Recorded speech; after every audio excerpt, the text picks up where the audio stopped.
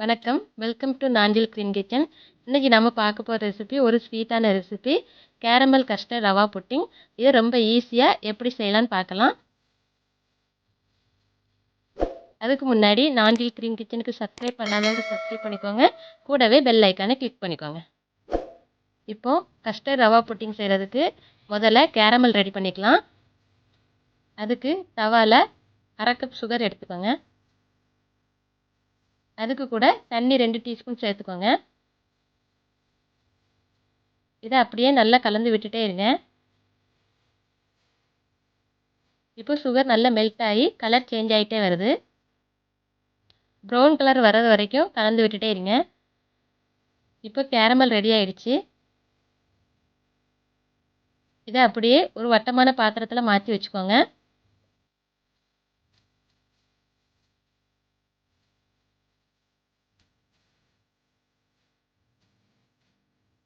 Caramel எல்லா இடத்துலையும் spread ஆகிறதுக்காக இந்த மாதிரி ரொட்டேட் பண்ணி வச்சுக்கோங்க. இது அப்படியே இருக்கட்டும். இப்போ கஸ்டர்ட் பவுடர் சொல்யூஷன் ரெடி பண்ணிக்கலாம். அதுக்கு ஒரு சின்ன பவுலில் 2 டேபிள் ஸ்பூன் கஸ்டர்ட் பவுடர் எடுத்துக்கோங்க. இதுக்கு கூட 1/4 கப் தண்ணி சேர்த்துக்கோங்க. இந்த ரெண்டையும் நல்லா கலந்து வச்சுக்கோங்க.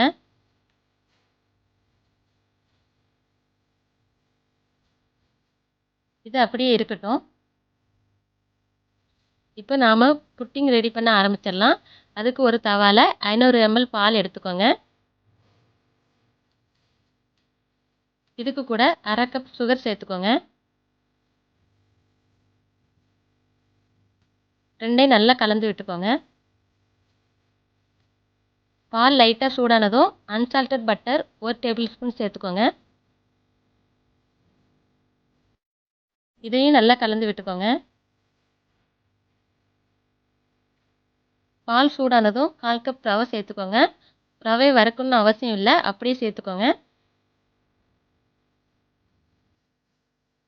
இதை நல்லா மிக்ஸ் பண்ணி விட்டுக்கோங்க. ரவை நல்லா வெந்ததும் ஏற்கனவே கலந்து வச்சுருக்க கஸ்டர்ட் சொல்யூஷனை சேர்த்துக்கோங்க. எல்லாத்தையும் நல்லா மிக்ஸ் பண்ணி விட்டுட்டே இருங்க.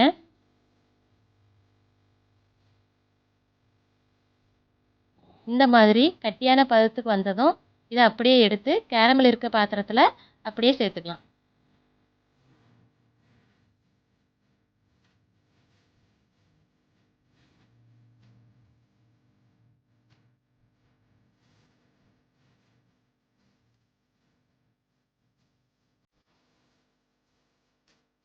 இப்போ புட்டிங்கை வேக வச்சு எடுத்துக்கலாம். அதுக்கு இந்த மாதிரி நான் மூடி வச்ச ஒரு பாத்திரத்தை எடுத்திருக்கேன். இந்த மாதிரி பாத்திரம் இல்லைன்னா ஒரு இட்லி பாத்திரம் கூட எடுத்துக்கோங்க. இப்போ இதில் நான் 2 கப் தண்ணி எடுத்திருக்கேன். இந்த மாதிரி அதில் ஒரு ஸ்டாண்ட் வச்சுக்கோங்க. இப்போ புட்டிங்கை ஸ்டாண்டுக்கு மேலே வச்சுக்கோங்க. தண்ணி கொதிக்கும் போது புட்டிங்கில் தண்ணி படாமல் இருக்கிறதுக்காக ஒரு மூடி வச்சு மூடிக்கோங்க. இப்போ இந்த பாத்திரத்தையும் ஒரு மூடி வச்சு மூடிக்கோங்க. இது ஒரு 1/2 மணி நேரம் லோ ஃப்ளேமில் அப்படியே வேகட்டும்.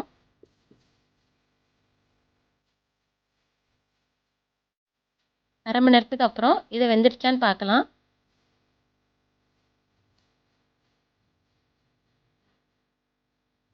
புட்டிங் நல்லா வெந்துருச்சான்னு பார்க்குறதுக்கு இந்த மாதிரி ஒரு குச்சியை வச்சு குத்தி பார்த்துக்கோங்க.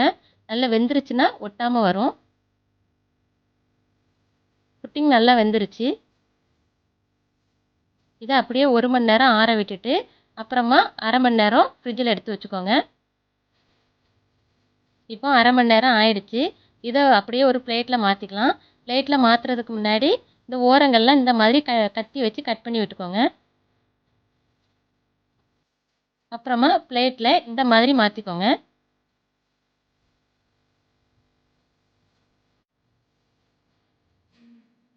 இப்போ கேரமல் புட்டிங் எப்படி இருக்குன்னு பார்க்கலாம். பாருங்கள் எவ்வளோ சூப்பராக இருக்குது. சைட்லெலாம் கேரமல் எவ்வளோ அழகாக இருக்குது பாருங்கள். எங்கள் வீட்டில் எல்லோரும் இதை நல்லா விரும்பி சாப்பிட்டாங்க. ரவாவோட கேரமல் சேர்த்து சாப்பிடும்போது ரொம்ப சூப்பராக இருக்கும். நீங்களும் உங்கள் வீட்டில் செஞ்சு பாருங்கள். ரொம்ப டேஸ்ட்டாக இருக்கும். சின்ன குழந்தைங்கலாம் ரொம்ப விரும்பி சாப்பிடுவாங்க.